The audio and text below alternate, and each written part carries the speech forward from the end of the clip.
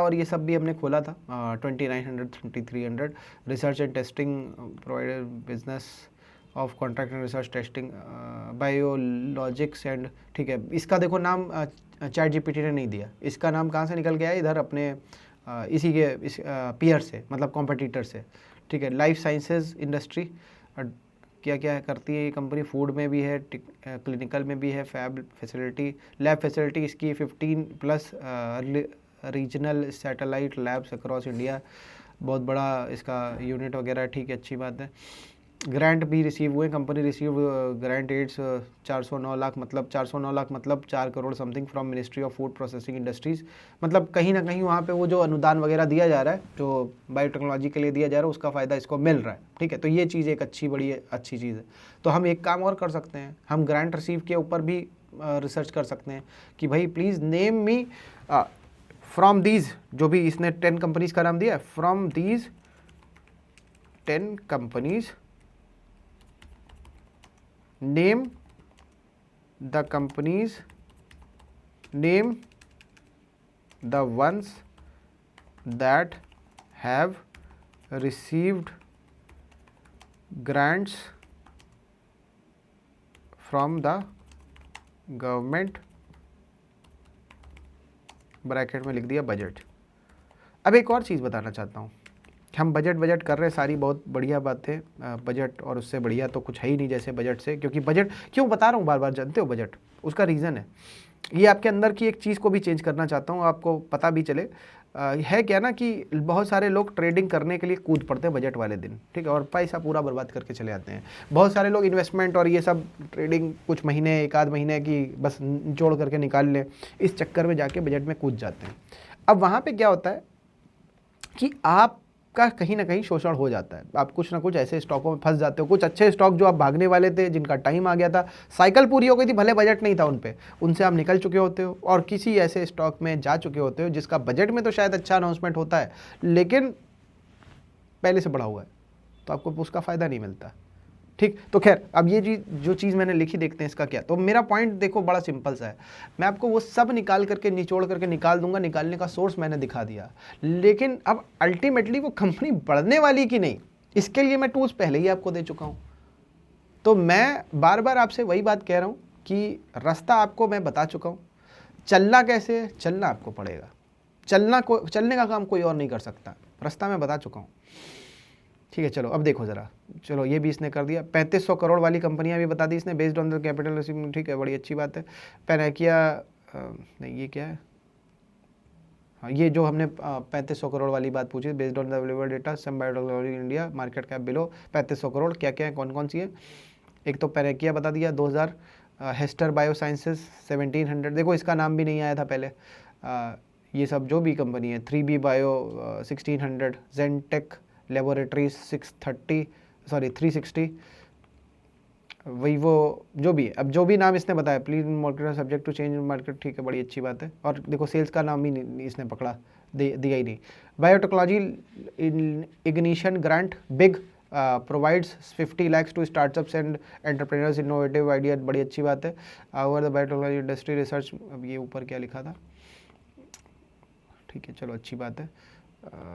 While specific grants received by not public companies listed like Panakia, while specific grant recipients are not publicly listed, क्यों नहीं है, शायद वो छोटी company है। तो अब यहाँ से एक और चीज़ क्लियर हो गई कि भैया इसका फ़ायदा जो है छोटी कंपनियों को होने वाला है, क्योंकि ग्रांट का साइज़ ही वैसे बहुत छोटा है, तो 50 लाख का ग्रांट मिल रहा है, उधर 4 करोड़ का मिला था उसको, जिसका नाम देख रहे थे हम, क्या नाम था, ये विमता लैब, ठीक है। अदरवाइज बाकी सब कंपनियों को उतना बड़ा नहीं मिल रहा है। और देखो इसने बड़ी क्लियर बात बोल दी, गवर्नमेंट प्रोग्राम्स गिवन, ठीक है। और उसके बाद में a notable player in the biotech sector received 250 crore from government of India for developing a mRNA based covid vaccine 19 Gennova biopharmaceuticals. अब ये लिस्टेड है कि नहीं ये देख लो। अब लेकिन ये तो बात हो गई अपने कोविड के टाइम की, कोविड के आसपास की। ROE ROC पे कितना होना चाहिए, देखो यार ROE और रोस जो है, ROE और ROCE। मैं एक चीज़ बताता हूँ, इसमें भी बहुत सारी चीज़ें उनको थोड़ा सा समझाता हूँ। वैसे देखो, जितना मैंने लोगों को देखा है, मैंने यूट्यूब के इधर उधर के और वीडियोस को भी देखा जाके, लोग क्या करते हैं, एक फ़िल्टर विल्टर बनाते हैं। वो 30 का ROE देखेंगे या 30 का रोस देखेंगे और उसके ऊपर की जो कंपनी है उनको पकड़ लेंगे। मेरा पॉइंट एक है यार कि देखो, इसको ऐसे दो तरीक़ों से समझना। आपने पूरी कैपिटल, जो ROE क्या है, मतलब एक तरीके से रिटर्न ऑन इक्विटी है, ठीक है। इक्विटी मतलब मान लो कैपिटल, ठीक। और रोज भी वही कैपिटल, लेकिन उसमें डेट भी जुड़ा हुआ है।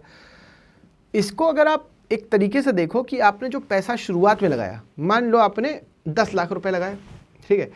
10 लाख रुपए लगाने के बाद में उस पूरे पैसे से, देखो इसमें कुछ मेरे को भी और क्लैरिटीज चाहिए, बड़ा ओपनली ऑनेस्टली एक्सेप्ट कर रहा हूँ। 10 लाख रुपए आपने लगाए और वो पैसा बढ़ते बढ़ते आपने साल के एंड में देखा कि 10 लाख से 30 लाख हो गया, ठीक। 10 लाख से 30 लाख हो गया, मतलब एक तरीके से ट्रिपल हो गया अमाउंट, ठीक। तो यहाँ पे रिटर्न ऑन इक्विटी जो आपको दिखेगा वो दिखेगा बहुत ज़्यादा। कितना ज़्यादा? मतलब लमसम 200%, ठीक। अब इसी जगह पे कंपनी बढ़ती गई, या कह लो कोई दूसरी कंपनी है, चाहे तो दूसरी समझ लो चाहे यही समझ लो, उसने लगाया 10 लाख का मार्केट कैप, कैपिटल लगाया, इक्विटी कैपिटल लगाया, और उसकी ग्रोथ हुई साल के एंड में 13 लाख हो गया, मतलब 3 लाख उसका बढ़ गया, मतलब 30% एक तरीके से बढ़ गया। 30% अगर बढ़ गया तो मेरे फिल्टर में आ जाएगी, जो फिल्टर इन जनरल स्क्रीनर वाले सब लोग यूज़ करते हैं, एनालिस्ट वगैरह, तो उसमें आ जाएगी। लेकिन अभी मेरा पॉइंट समझो, मेरे लिए कौन सी कंपनी इंपॉर्टेंट है? वो कंपनी जिसने पैसे को मल्टीप्लाई कर दिया, ठीक, मतलब कि 100 से 300 कर दिया, अगर मैं रिटर्न वाइज देखूं, ठीक है। अब वो प्राइस में रिफ्लेक्ट हुआ कि नहीं, वो एक सेपरेट बात है, अलग बात है कि भैया उसका स्टॉक बढ़ा कि नहीं। लेकिन यहाँ से ये एक बात पकड़ में आई। दूसरी बात जो कोई ध्यान नहीं देता, ये एक्चुअल में ROE जो है ये बढ़ेगा कैसे? ये बढ़ेगा ऐसे कि आप टर्नओवर तेज कर दो। टर्नओवर तेज अगर आपने कर दिया, या जिन कंपनियों में टर्नओवर या ये तेज है, ठीक है, वहाँ पे आपको ROE और ज़्यादा दिखेगा। जहाँ पे टर्नओवर स्लो है, मान लो एग्जांपल, एक कंपनी है, यहाँ पे नेट प्रॉफिट को भी बीच में लेके आऊँगा। एक कंपनी है, नेट प्रॉफिट है 50%, ठीक है, बहुत बड़ा मार्जिन है, नेट प्रॉफिट 50%। साल में एक बार अपना सामान बेचा, 10 लाख का सामान बेचा, 50% उसका नेट प्रॉफिट है। एक ही बार ट्रांजेक्शन हुआ पूरे साल भर में, 15 लाख बन गए, 15 लाख हो गए, मतलब एंड में तो 5 लाख उसने कमाया, मतलब 50% का ROE हो गया। लेकिन एक दूसरी कंपनी है, उसका मार्जिन 10% है केवल, लेकिन साल में उसने 20 बार टर्न कर दिया कैपिटल। मेरी बात समझ में आ रही? जिसका मार्जिन 10% है उसने 20 बार टर्न कर दिया, तो मतलब एक तरीके से अगर आप देखो तो उसने कैपिटल को डबल कर दिया अपनी। मतलब कैपिटल को भी क्या, अगर कंपाउंडिंग देख लोगे तो उस हिसाब से तो और बढ़ जाएगी। लेकिन 10% हर बार, मान लो इसी 10 लाख पे कमाया तो 1-1 लाख कमाया, और 20 बार घुमाया इस पैसे को तो 20 लाख कमाया, नहीं सॉरी 20 लाख कमाया, ठीक है। 10%, ठीक है, और 20 बार किया ऐसा, ठीक है। 10 लाख पे 1 लाख कमाया, 20 लाख कमा लिया, तो 10 लाख से 20 लाख पे पहुंच गया। मतलब ROE के टर्म्स में ये कंपनी ज़्यादा अच्छी हो गई, जबकि नेट प्रॉफिट के मार्जिन के बेसिस पे कम थी। मेरी बात समझ में आई? ये बहुत बड़ा डिफरेंस है, कोई आपको समझाएगा नहीं, ये बहुत बड़ा डिफरेंस है। आज मैंने पहली बार शायद बताया है, और ये मैं बताना चाहता था, बट क्योंकि आउट ऑफ टॉपिक हो जाता इसलिए बता नहीं रहा था, या बता नहीं पा रहा था, आज बता दिया। और ये पॉइंट मैं बोलूँगा, ये इस जगह की क्लिप कट करके जितने भी जगह डिस्ट्रीब्यूट कर सकते हो कर देना, जितना ये मैंने नेट प्रॉफिट और ROE वाली बात बताई है।